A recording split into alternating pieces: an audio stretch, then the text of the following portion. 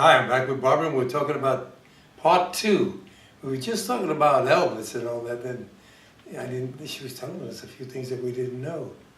And if you could just go on with that, Well, you know, about Steve Allen. I don't really believe that Steve Allen would have, when I said Hound Dog is one with the churches and all that, because of the hip movement. Well, it was probably because of Elvis's physical attributes dance, and the way he moved. You mean it was a Hound Dog? Yeah, nobody had ever come forth with such gyrations, you know, all the other In the white community, anyway. Well, right, in the white community. I suppose you could say Chuck Berry was, but even Chuck Berry didn't gyrate, but he used to do those backward things with his guitar.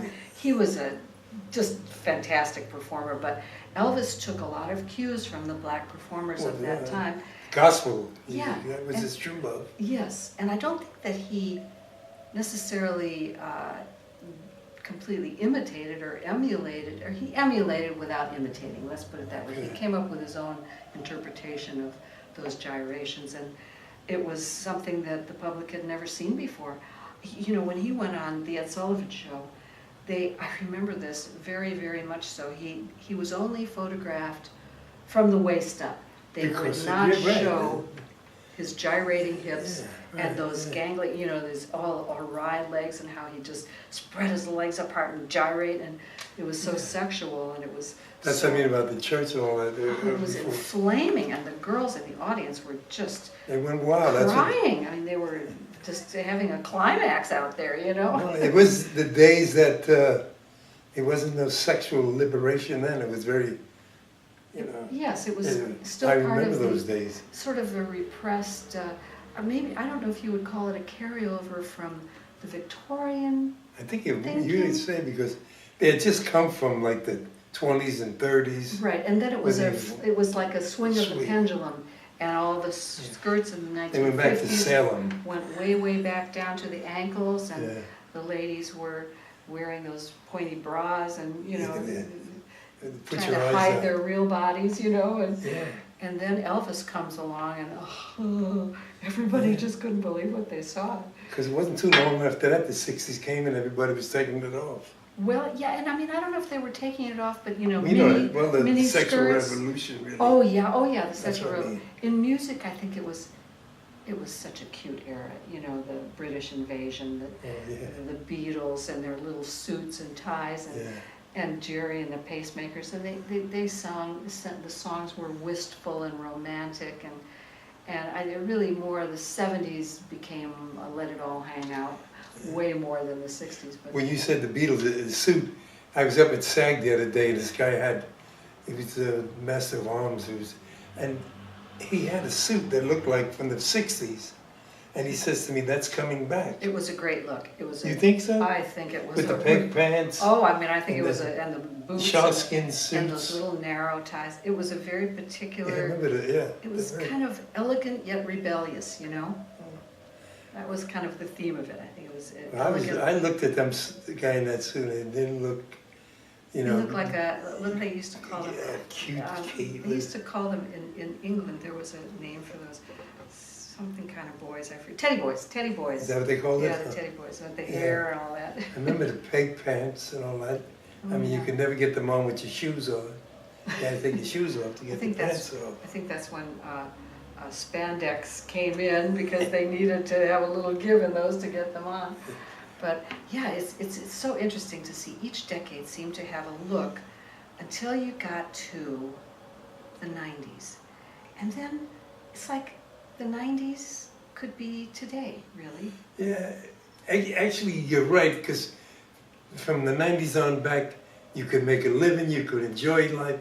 Today, everything is, you're working to pay rent or whatever, and it's just astronomical. Everything is just the prices. Oh, but the money's not there, but the prices are up. Prices are, yeah, it's true. And you know what, if you think back to your youth, you know, and you think back to long ago when you were first starting out, and you know, you could afford you didn't make much money, but you could afford to have a nice apartment, you know, I had a nice apartment. Have dinner, have with drinks. Hollywood, and you know, your job probably gave you a lot of, at least the field that I was in, I had fantastic social life in which I didn't have to pay anything because I was out there covering all the well, events. you had So, tab, but but yeah, I don't know how people make it today.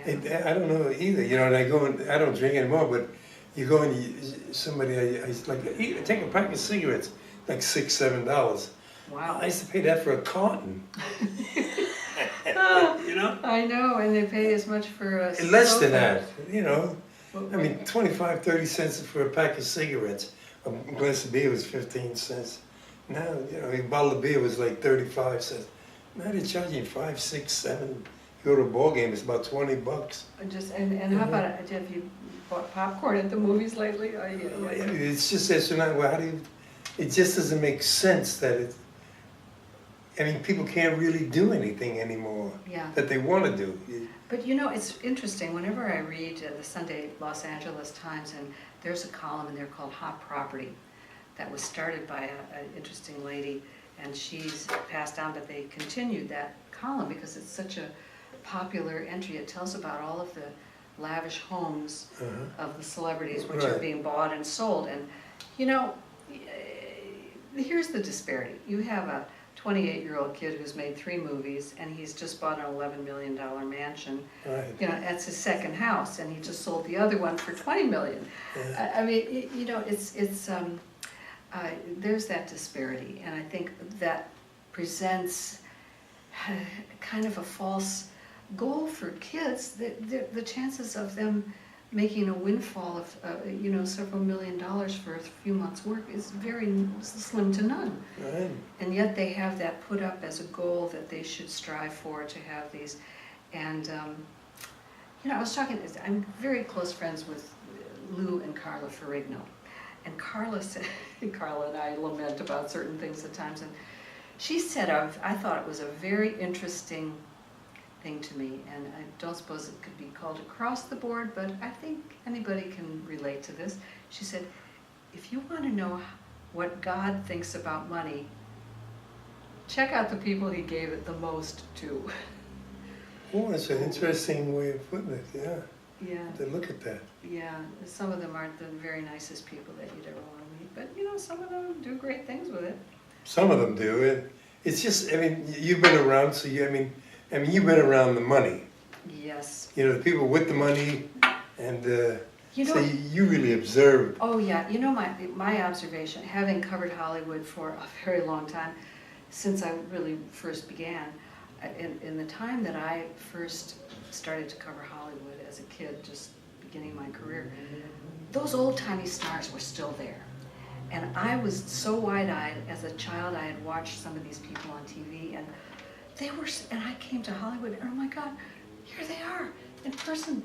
Like, the first celebrity I ever met was Jimmy Durante. Jimmy Durante. And you know, this is the old guard of Hollywood. These were the In people Vegas. that came up the hard way through vaudeville and through the early days of the entertainment industry, you know, as preserved on film and in television. And these were some of the classiest, nicest, most real, down-to-earth, grateful souls that you could ever wish to meet. I you know, and I feel so privileged. Did you find that, yeah, that's interesting, how it's about people like Jimmy Durante and all the nice people that you've met, then you find that those are the people that were very secure with who they are. Oh my gosh, yeah, because they weren't flash in the pan. They came up through hard work. Yeah. And they were enjoying that. They weren't worried about losing Oh my goodness, not at all. And yeah, I was invited to Jimmy, speaking of Jimmy Durante, oh, this was, I don't remember what year he died, but he was quite old, and he had a party at his home. I think he lived on Elm in Beverly Hills.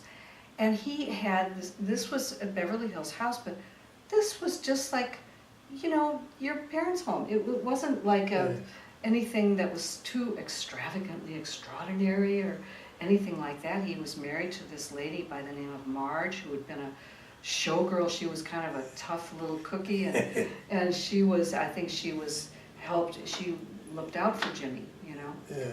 Marge Durante, and he was the soul of kindness to his guests, and you know, this was a real person, you know, you just had to love him. He was well loved Oh, in Vegas, and you know, yeah. Sinatra role in because he goes back to the days of Louis Prima and Louis Prima and Keely Smith. Well, you know, just for younger people, if you ever Google Jimmy Durante, he was the schnoz. the schnoz He with was the big Inka nose. Dinka Dink, and Wherever you are, Mrs. What was it? Yeah, Mrs. and good night, Calabash. Mrs. Calabash. Wherever you Ever you are. are. Yeah. Yeah. I watch him on Turner Classics all the time. Oh, he was a pioneer of television. And it's funny because you know, you talked about this. Now you started with Rona Barrett. Yes. And last week she was up at the Oh, I heard. Hollywood. Yes, I heard that. I think I sent you a Oh, thing. you sent it to me. That's And, right. I a hadn't friend of seen mine her for was up years. there. And yeah, Rona Barrett was up there. Gosh, she looked Signing like she's quite elderly now. She looked pretty darn good. Yeah, she did. And one of these days I got to get there and see that show. Yeah, that looked really interesting. She was talking to, I don't know who the lady was she was talking to. It was Sybil Danning she was talking to, and also my other friend Francine York, Oh, Francine York, okay. Right. Yeah. who's going to do a show pretty soon, Francine. Is she? She keeps Oh, promising okay. and do that. And Oh, I can't she wait for should come. Joyce Child to come and do a show with you. That'll be fun. She has your book there. Great. She wears a lot of, what's her name? I'll come back to it later. Designer, you mean? Yeah, Uh, Wong, Susie Wong. oh, Susie Wong? Not the Not Vera movie. Wang. Not No, Susie Wang. Wong. Susie Wang? Susie Wong. Wong. Yeah. I know. Yeah, she does. Oh, and she puts these great remarks up on Facebook. I'll friend you her. Okay. But she does this beautiful. Joyce was on a few weeks ago. Joyce Chow was on, and she had a couple of her gowns, and they just were beautiful. You would look Oh, great now. gosh. You Oh, would I'd look like great to- in her stuff. I'll have to have a little conversation with Joyce Yeah, about I that. friended you her, and Oh, okay. so look it up. Oh, I and, will. I think yeah. I responded to that. I have to make sure. Oh, good. Well, she's. I'm not too good on Facebook. I know you all are, but Well, I'm not. You know, it's really interesting because you get to meet people and people I haven't seen, and we get to know each other. It's so much easier now with that, and very comfortable. And for the show, people get to see it. Yes, now that is really a great thing. By the way, we've put the interviews that you and I have done on my, I think. Right, on your website? Yes, on barbarasternig.com. BarbaraSternig.com. .com. Now, is there a number or something, or they go also get her on Facebook? Yes, on Facebook. Do you have an email or something? I have an email, Champagne Babs That's 2. right. Champagne, usual spelling, Babs, B-A-B-S, nickname of Barbara, numeral 2, at AOL.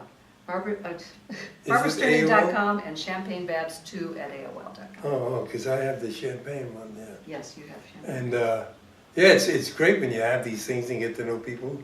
And the book, once again, I mean, you got a Secrets of a Secrets Tabloid Reporter. Yep. You got to read this. I mean, And the subtitle is My 20 Years on the National Enquirer's Hollywood Beat.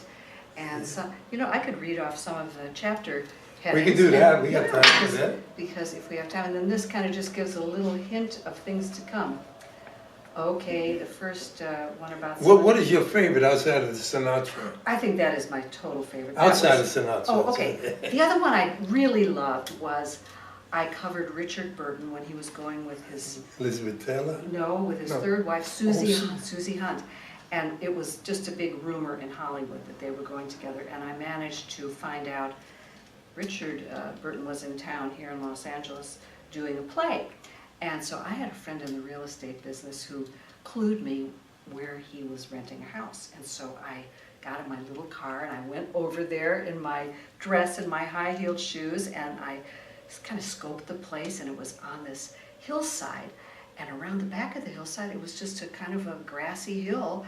So I climbed up that hill thinking that must be the back of that house. I get up there and there's a fence.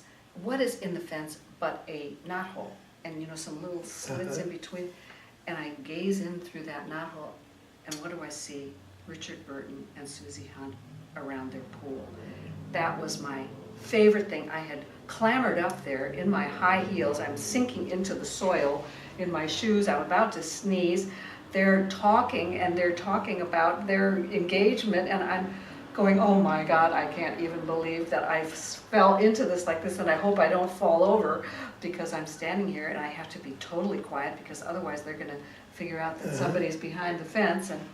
anyway, that was a really, really big favorite one, and I still remember that so plainly, and especially because I had such a crush on Richard Burton. Oh my God, be still my the heart. voice. Oh, Most incredible and voice. she was quite a bit younger than he was, and he was kind of playing the headmaster with her, telling her to make sure she had her suntan lotion on, and it's time for you to come in. Your headmaster says it's time to come in. Oh my God, yeah, no. Speaking of that, then, do you still, now you still are active Yes, in in fact, reporting and? I am, yes. In fact, I just had a big story, a 3-page spread in the National Enquirer a few weeks ago with Marlon Brando's son Nico. That was a very interesting story about. He's the last left, isn't he? He's the last. No, he's not the last. There are other children. There's even another son. He's the last one that lives here in Hollywood. That's what I meant, yeah. Nico, yeah. And his sister Rebecca Brando, who's married and has a couple of really precious children. Miko's a great father and husband, and he and I are very old friends, and so he told me all about his, the island, which is now owned by the whole family, Tetiaroa in Tahiti, in the Society Islands, where they've just built a huge a new eco resort, I guess. But that must mean the whole family owns it. Now, how do they? I mean, that could cause a lot of problems. Well, I believe the resort is not necessarily family owned, but the rest of the island is. And he has a brother, Tehotu, who lives who's Tahitian from Tarita. And of course, Cheyenne was Tehotu's sister, the girl who was involved in that murder and everything. Then later committed suicide by. She's a beautiful girl, too. Oh my God, she was the apple of Marlon's eye. He was so crushed when that happened. And now, of course, then in 2004, I believe it was, in 2008, Christian died, his eldest child, the first child. So, it's tragic in a way, but, Miko expresses the fact that the family is very, very close. They've lost some of their siblings in sad, sad ways, and it has drawn them all closer together. It's a very close family. And his mother, Movita, who was Marlon's second wife, is still alive. I mean, she's a gorgeous woman. She's 97 years old now. 97. She's a fabulous woman. Love her, love her, love her. Was she older than Marlon? She was a few years older than he was. Maybe about, 4 or 5 years older. Yeah. So Marlon Brando would have been about 9. Yeah, I guess so. Yeah, he was. Yeah. I'm not sure how old Marlon would be now. He died in 2004. But I'm saying, because he was in the 40s. Yeah. She was. She was a bit older than he was. Right. So. But anyway, it's a great family. But anyway, there are more. I should mention there's a sequel coming. At the time I wrote this book, Secrets of a Tabloid Reporter, I actually had 12 more chapters, which I was advised not to. It would make the book too big, So I put it down to these chapters. I'm now, producing it as a book.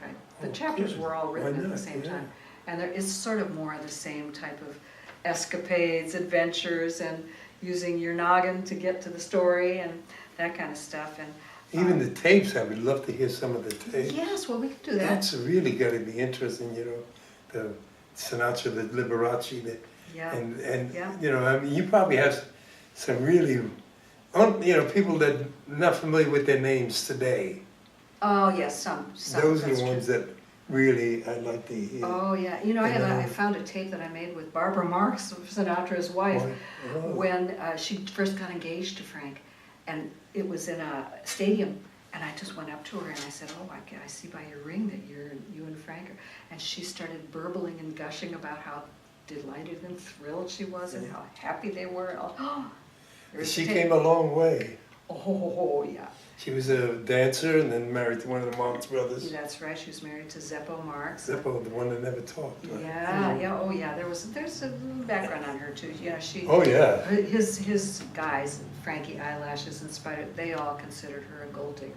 Oh yeah. But, I mean, that's only. And she was. Yeah, I've heard that too. And she took control. She did. Of Francis's every movement, and towards the end there.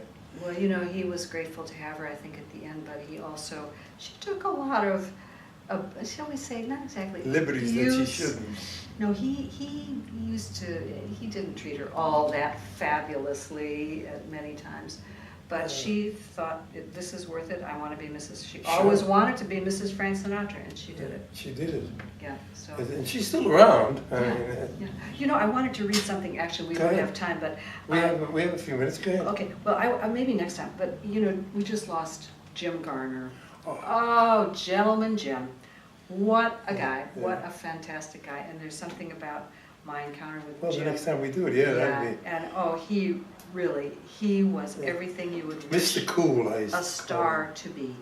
He He had that- was such a gent, and he was really a lovely man, and he did not possess vanity.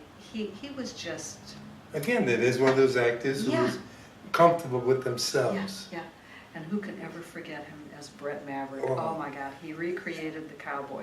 Yeah, the Warner Brothers, because I used to watch, what was it, Clint Walker as Oh Cheyenne. my gosh, Then yeah. you had the Tenderfoot You and had Eastwood Maverick. as Rawhide. yeah. And, yeah. And well, Rawhide wasn't. No, that wasn't Clint. no. What was Clint's? Yeah, Clint was in Rawhide, Right, but, but it wasn't one of those shows that was like every week. oh, You had- yeah. You had the Maverick, and then the next week was his brother. Bart show. Maverick, yeah, and Jack then- Kelly. Yeah, then Yeah, you had oh, I see what Clint, you mean. Yeah, Clint yeah. Walker as the, as what the, oh God, I forgot his Sidekick? name. No, he had his own show. Yeah, that was Cheyenne. Cheyenne, Yeah. yeah. Clint Walker, oh boy, He was a big. Oh, he was a handsome guy, yeah.